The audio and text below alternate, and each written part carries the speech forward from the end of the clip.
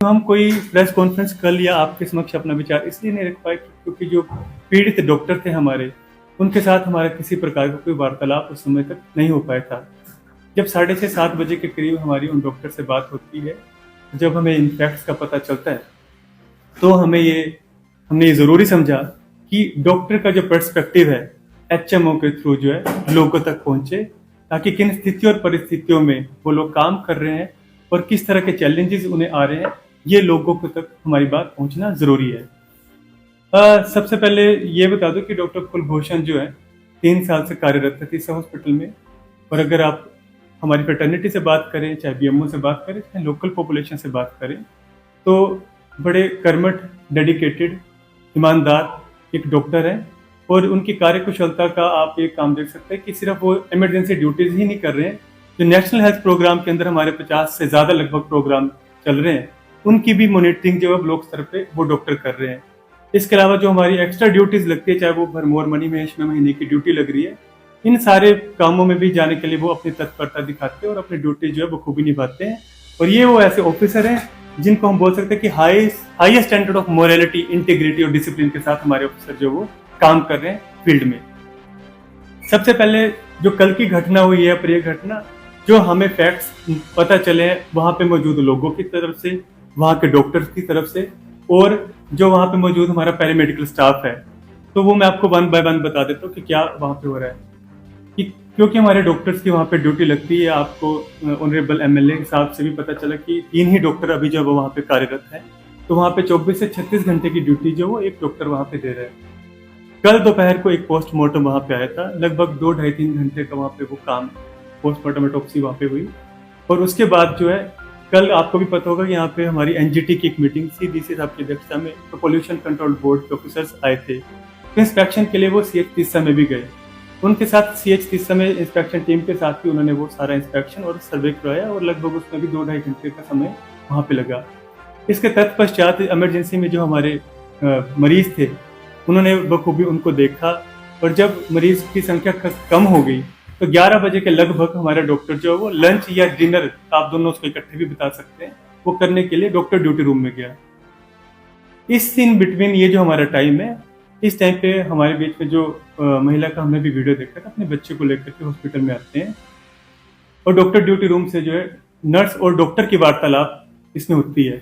मैं यहाँ पे आपको ये बता दूं कि किसी भी टाइप से उन महिला के साथ हमारे डॉक्टर्स की 1-to-1 कोई भी कन्वर्सेशन नहीं हुई है। ये मेडिकल ऑफिसर और हमारे जो स्टाफ नर्स है, इनके बीच में वार्तालाप हो रही है, और जो मेडिकल टर्मिनोलॉजी यूज करी है उसकी क्वेश्चन जो है, जो बात है, हमारे बीच में surgeon assistant professor doctor Rohit मौजूद है, इसके बारे में और क्लियरिटी से आपसे बात करेंगे। बट जो भी बात हुई और उसकी मिस इंटरप्रिटेशन जो हुई और उसकी मिस कम्युनिकेशन जो हुई, उसको लेकर के एक वीडियो जो है वो रात को वायरल होता है, और जिससे कि सिर्फ डॉक्टर के ही छवि को खराब नहीं किया गया, बल्कि समूचे हिमाचल प्रदेश में लगभग 3000 से ज्यादा जो हमारे डॉक्टर अलग अलग स्वास्थ्य संस्थानों में कार्यरत हैं, उनके मनोबल को भी ठेस पहुंची है और उनकी कार्य क्षमता को भी ठेस पहुंची है। ऐसी अगर घटनाएं जो है, अप्रिय घटनाएं डॉक्टर के खिलाफ अगर आना स्टार्ट हो जाती है, तो 2-3 चीजें मैं आपको ये भी बताना चाहूंगा कि हमारे इमरजेंसी हॉस्पिटल डिक्लेयर हो रखे हैं, जहां पे 24/7 हमारे कैजुअलिटी मेडिकल ऑफिसर्स ड्यूटी करते हैं। आपको कल माननीय विधायक साहब ने भी उस वीडियो में बताया कि 16 डॉक्टर्स की पोस्ट जो है सैंक्शन है इस हॉस्पिटल में, लेकिन अभी जो है 3 डॉक्टर वहां पे कार्यरत हैं। आपके माध्यम से ये भी बता दें कि हम सीएमओ साहब के द्वारा भी हर महीने हमारी रिपोर्ट जाती है कहाँ पे क्या वैकेंसी पोजीशन है, और ये बड़े पहले से हमारी सैंक्शन पोस्ट हो रखी है, जो कि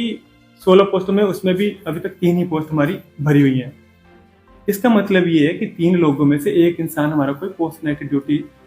के बाद पोस्ट नाइट ऑफ पे रहेगा। 2 लोग जो वो इमरजेंसी ड्यूटी भी देख रहे हैं, नॉर्मल प्रोसीजर भी कर रहे हैं, ऑटोप्सी भी कर रहे हैं, बाकी सारे और भी मेडिकल लीगल केसेस वहाँ पे चले हुए हैं।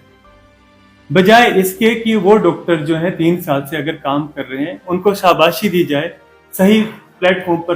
पे उनको कुछ एप्रिसिएशन अवार्ड दिया जाए, हम लोगों ने सोशल मीडिया के द्वारा उनका ट्रायल जो है वहां पे बैठे बैठे कर दिया।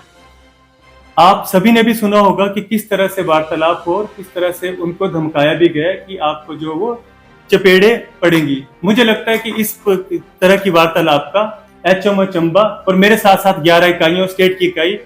भर्त्सना करती है और निंदा करती है कि अगर इस प्रकार का डॉक्टर के साथ रवैया जो है आम जनता करेगा तो मुझे नहीं लगता कि यहाँ पे हिमाचल प्रदेश में या तो कोई डॉक्टर या कोई सरकारी मुलाजिम जो है वो अपने आप को सेफ फील करेगा। जिन उसमें हम काम कर रहे हैं चंबा जैसी जगह पे जो कि ज्योग्राफिकली आइसोलेटेड है, बड़ा एरिया है, कम लोग हैं और उसके बावजूद भी चंबा जिला जो है एस्पिरेशनल डिस्ट्रिक्ट में नंबर 1 आया है। ये आप सबको पता है, इसके लिए हमें इंसेंटिव भी मिला नीति आयोग से। तो ये इन लोगों की लीडरशिप है, इन डॉक्टर्स की लीडरशिप है जिसकी वजह से हम इस मुकाम पे पहुंचे और तत्पर हैं और ज्यादा अच्छा काम करने के लिए। इसके बाद बात आती है कि यदि कोई गलती डॉक्टर से हुई है या हम में से भी किसी से हो जाती है तो सरकारी उसमें ना एक चैनल है जिसके थ्रू हम अपनी बात को उचित अधिकारी के समक्ष रख सकते हैं, या अब तो और भी ज्यादा अच्छा कि 1100 के थ्रू किसी भी वक्त पे जो भी कंप्लेंट हो सकती है और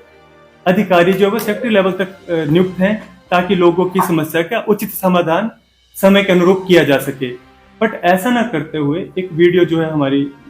निकलती है डॉक्टर की और जिससे कि पूरा का पूरा हमारा मेडिकल स्टाफ, हमारे डॉक्टर जो है वो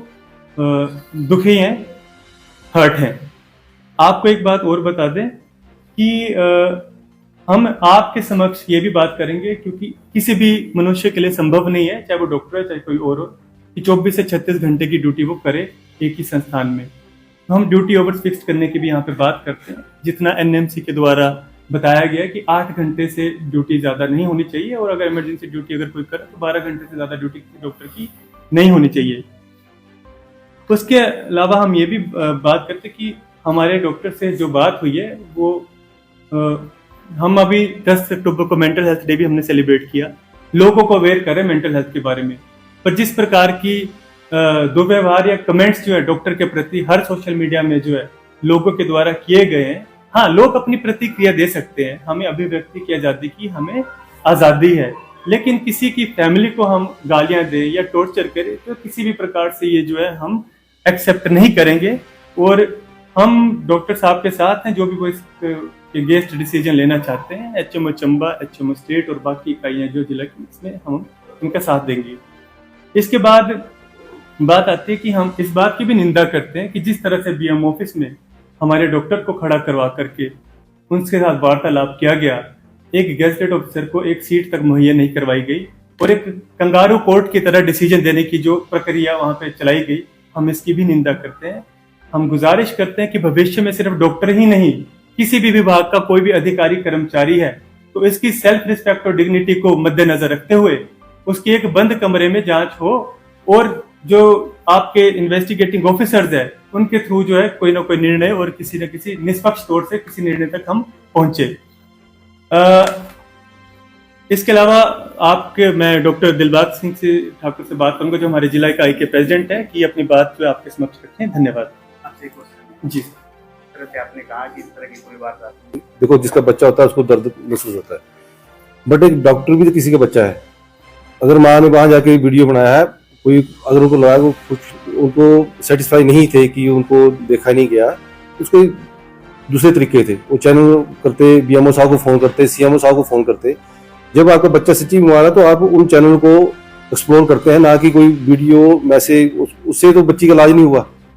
अगर आपने वायरल कर दिया, डॉक्टर साहब की इमेज भी डेंट कर दी, उनको डिमोरलाइज भी कर दिया, तो एंड में जाकर हम यही पहुंचे कि बच्ची को इलाज मिला रात को। तो ऐसे एक अपना पर्सपेक्टिव बना लेना कि हम ऐसा करेंगे,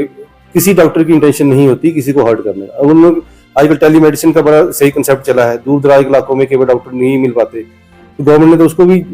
है ना चलाया हुआ टेलीमेडिसिन को। डॉक्टर साहब की जब नर्सिस से बात हुई, उन्होंने कंप्लेंट बता दी और उनको लगा कि इसमें हम इतना कर सकते हैं और बच्ची सवेरा के OPD में दिखा सकती है, इतनी बात थी। तो बाहर जाके वीडियो बनाना, उसको वायरल करना, किसी की इमेज को ट्रेंड करना, और उसके बावजूद जब सोशल मीडिया पे देखो आप उनकी मदर के बारे में, उनकी बहन के बारे में लोग कितनी, अगर ठीक है आपका टेक्नोलॉजी आई, आपके हाथ में पावर है, उसका अच्छा इस्तेमाल करो, किसी को मोटिवेट करो, जहाँ आपको लगता है कि इसको अच्छी तरीके से हम कर सकते हैं, कुछ सुझाव दो। किसी को गालियां देना और किसी को डिमोरलाइज करना, ये कोई मुझे नहीं लगता कोई तरीका है। वेरी अगर देखो, अगर उन्होंने फीमेल ने कंप्लेंट की है कि बच्ची को नहीं देखा गया है, हम उनको भी नहीं नकारते, तो उसका तरीका है। अब CMO साहब की बात पहुंची है, डायरेक्टर हेल्थ सर्विस की बात पहुंची है, तो कमेटी बनेगी जिसमें आप जो भी तरीका होता है उसका फैक्ट फाइंडिंग जो भी होगा वो करेंगे, वो तरीका उसका काम करने का। और आप सोचो कि रात को ही उसका सोल्यूशन मिल जाएगा, सोशल मीडिया पे हम वीडियो वायरल कर देंगे, हमें बड़ा सोल्यूशन मिलेगा, कुछ नहीं मिलना उसका। गलतियां, मैं नहीं बोलता कि गलतियां नहीं होती, हर जगह होती होंगी, बट उसका तरीका नहीं है कि आप दूसरे बंदे को कैरेक्टर असैसिनेशन कर दो सोशल मीडिया पे, वो भी तो आपके इलाके का है ना। हमें लोगों को इस तरीके से समझाना है कि उनको मोटिवेट करना है। हमें हिपोक्रेटिक ओथ लेते हैं, हमारे लिए सारे ही डॉक्टर, हमारे लिए जो भी पेशेंट आता है वो हमारा रिलेटिव है नहीं है, वो हमारा अपना है। अगर हम सिर्फ अपनी फैमिली को ट्रीट करने के लिए डॉक्टर नहीं बने, हम जनता के लिए बने हैं, और उसमें कोई रिश्तेदारी निकालने की जरूरत ही नहीं है, और हमारे लिए सारे ही लोग बराबर होते हैं। ऐसा मैंने कहीं नहीं बोला, मैंने बोला कि अगर गलतियां किसी से हो सकती हैं, अगर किसी को लगता है गलत है, उसके लिए एक प्रॉपर चैनल है, उस चैनल को एक्सप्लोर करना जरूरी था। बीएमओ साहब को फोन करते, वो सीएमओ साहब को फोन करते, और फैक्ट फाइंडिंग जब तक नहीं हुई तब तक ऐसे वीडियो अपलोड करना कहीं जस्टिफाइड नहीं बनता है। उन्होंने क्या बताया? उन्होंने आज सवेरे मेरी बात हुई, कल तो हमने डॉक्टर करण की बात हुई थी, तो उन्होंने तो डिटेल में बताया कि जो मीडिया, उन्होंने कल अपना वीडियो भी एक जारी किया शाम को, उसमें उन्होंने सारे फैक्ट जो बताए, इनको जो उनकी पोजीशन थी उन्होंने सारा उसमें डिस्क्राइब कर दिया हुआ है। जो जिस शब्द को लेकर उस महिला ने आपत्ति जताई है, उस शब्द को लेकर भी आपकी उस डॉक्टर के साथ बात हुई है, तो वो उस बात में क्या? देखो, सारी जो गड़बड़ी हुई है, जो महिला ने आरोप लगाए हैं, वो है कि मेडिकल टर्मिनोलॉजी की गलत इंटरप्रिटेशन की वजह से। अब डॉक्टर साहब है यहाँ पे, हमारे डॉक्टर रोहित सर्जन है, एपी है, ये आपको बताएंगे कि अगर किसी को पोटी में खून आ रहा है, जो दर्द हो रही है, तो उसके लिए क्या एग्जामिन करते हैं, उसके लिए टर्मिनोलॉजी बताएंगे। हाँ, नमस्कार। मैं आपको ये बताना चाहूँगा कि डिजिटल रेक्टल एग्जामिनेशन जो डीआरई है, जिसके नाम के पीछे सारा ये कन्फ्यूजन चला हुआ, जो भी इंसिडेंट्स हुआ, उसकी डिटेल में ऑब्वियसली मैं नहीं जाऊँगा, डॉक्टर करण ने आपको सारा बता दिया है। डिजिटल रेक्टल एग्जामिनेशन एक बहुत ही कॉमन और रूटीन प्रोसीजर है, जो हम रूटीन बेसिस में ओपीडी में करते हैं। ये कोई नई चीज़ नहीं है।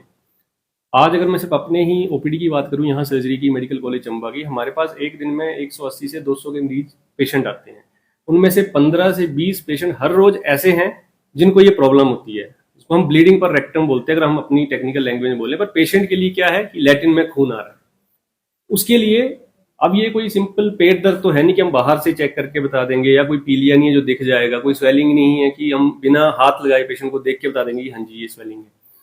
लैटिन में खून आ रहा है तो उसके लिए एग्जामिनेशन करनी पड़ती है, इसको हम बोलते हैं डिजिटल रेक्टल एग्जामिनेशन। नाम में ही ये मतलब कि अगर हम जब आम भाषा में मरीज को समझाते हैं कि कोई भी पेशेंट हमारे पास आता है, हम उनको समझाते हैं कि आपको उंगली डाल के लैटिन के रास्ते चेक करना पड़ेगा, देखने के लिए कि ब्लीडिंग क्यों आ रही है, कहाँ से आ रही है, अंदर कोई ऐसा कोई कैंसर वाली ग्रोथ, बच्चों में जैसे पोलियो बहुत कॉमन होते हैं, कुछ इस तरह की प्रॉब्लम तो नहीं है। हाँ, अगर पेशेंट कंसेंट नहीं देता है, कई बार हमारे पास ऐसा होता है, ओल्ड एज पेशेंट्स होते हैं, बच्चे आते हैं, उनके पेरेंट्स बोलते हैं जी हमने नहीं चेक करवाना है, तो कभी भी कोई जबरदस्ती डॉक्टर चेक नहीं करता है, इसमें कंसेंट के साथ ही ये काम होगा। कई बार हम डिजिटल रेक्टल एग्जामिनेशन करते हैं, उसमें भी क्लियर नहीं होती पिक्चर, उसके बाद हम प्रोक्टोस्कोपी, जिसको बोलते हैं मशीन के द्वारा चेक करना, मशीन डाल के लैटिन के रास्ते में चेक किया जाता है। ये नॉर्मल टेक्निकल टर्म्स हैं, ऑब्वियसली जो आम आदमी को नहीं पता है। मुझे लगता है इस केस में भी ये miss interpretation of the facts है। डॉक्टर की कभी भी डायरेक्टली उस महिला से बात नहीं हुई। अपने कलीग से अगर वो बात कर रहे हैं और उन्होंने, अगर आप उस महिला का भी वीडियो देखेंगे, उसमें उन्होंने खुद ये बात कही है कि डॉक्टर ने कहा है मैं उंगली डाल के थोड़ी ना चेक करूंगा। चेक वाले शब्द को हटा के सोशल मीडिया पे अब उसका डॉक्टर का कैरेक्टर असैसिनेशन पूरी तरह से कर दिया गया कि नहीं उंगली डालने की बात हुई है, उंगली डालने की बात हुई है। आप पूरी लाइन तो सुनो, उस महिला ने खुद कहा है, डॉक्टर ने ये कहा है कि अभी रात को उंगली डाल के चेक नहीं कर सकते, मतलब डिजिटल रेक्टल एग्जामिनेशन नहीं कर सकते, आप ओपीडी में आना, क्योंकि जो प्रोक्टोस्कोप वगैरह है वो ऑब्वियसली रूटीन का प्रोसीजर ओपीडी में होता है। तो डिजिटल रेक्टल एग्जामिनेशन के बारे में ये मैं आपको बताना चाह रहा था, जो एक्चुअली आम लोगों को पता नहीं है। अब वो तोड़ मरोड़ के एक चीज को जो सोशल मीडिया पे किया जा रहा है वो थोड़ा गलत तरीके से पेश हुआ है, miss interpretation of the facts है। बाकी मैं डॉक्टर साहब की रिक्वेस्ट पे सिर्फ यहाँ इसी चीज को बताने के लिए आया था कि डिजिटल रेक्टल एग्जामिनेशन या उंगली द्वारा चेक किया जाना एक नॉर्मल रूटीन प्रोसेस है। इसको मिस इंटरप्रिटेशन की वजह से जो ये पूरे ही हिमाचल में इस टाइम डॉक्टर का कैरेक्टर असैसिनेशन हुआ है, डॉक्टर साहब ने बात की कल, वो इतने ज्यादा मेंटली वो एग्जॉस्ट हैं इस टाइम। अगर मान लो हमारा ये डॉक्टर जिसके मदर फादर सिस्टर को सरेआम फेसबुक सोशल मीडिया पे गालियां दी जा रही हैं, अगर वो अपने साथ ही कुछ कर लें, वो will take the responsibility for that. तब ये लोग रिस्पॉन्सिबिलिटी लेंगे। एक तरफ से सारे लोग उस डॉक्टर के कैरेक्टर को टारगेट कर रहे हैं कि उन्होंने ऐसी अभद्र भाषा का प्रयोग किया, और उसी सोशल मीडिया पे उसी वीडियो पे नीचे उनके मदर को, सिस्टर को कैसी कैसी गालियां दी जा रही है, आप सब देख सकते हैं। आप लोग खुद अपना करेक्टर आपको पता नहीं है, दूसरे एक आदमी का जो दिन रात वहां काम कर रहा है उसके करेक्टर को सारे जज करने चले हुए। मुझे लगता है कि this is very unfortunate. Incidence होना ही नहीं चाहिए था, हुआ, उसके लिए प्रॉपर चैनल था। जैसे सर ने बताया 1100 नंबर अब तो इतना कॉमन है, आप उस पर फोन कर सकते थे। देखो सीधी सी बात है, 3 दिन से किसी पेशेंट को अगर प्रॉब्लम है, रात को 11:30 बजे कोई मुहूर्त निकाल के तो नहीं आएगा हॉस्पिटल में। मान लिया प्रॉब्लम भी ज्यादा है, उसके बाद भी नहीं देखा है, तो सोशल मीडिया पे वीडियो बना के आप खुद समझो इस बात को। जिसका बच्चा बीमार है वो एक्सप्लोर ये ऑप्शन करेगा कि मैं कहाँ बच्चे का इलाज कराऊं, यहाँ मुझे इलाज नहीं मिल पाया, I am not satisfied with this hospital, there are so many other hospitals. यहाँ हमारे पास तीसरा से रात को इतने सारे पेशेंट्स आते हैं जिनको अगर वहां नहीं सेटिस्फेक्शन है वो यहाँ आते हैं। यहाँ भी हर चीज 100% सेटिस्फेक्शन किसी को नहीं है, यहाँ से भी लोग टांडा जाते हैं। तो अगर कोई आदमी जिसको लग रहा है कि मेरा बच्चा इतना बीमार है और डॉक्टर ने ढंग से ट्रीट नहीं किया है, वो ये सब चैनल छोड़ के सोशल मीडिया पे अपनी वीडियो बना रहे हैं, तो मुझे लगता है कि इसमें कुछ ना कुछ तो गड़बड़ है। ये this is not a such a simple case जो दिखाया गया है। धन्यवाद।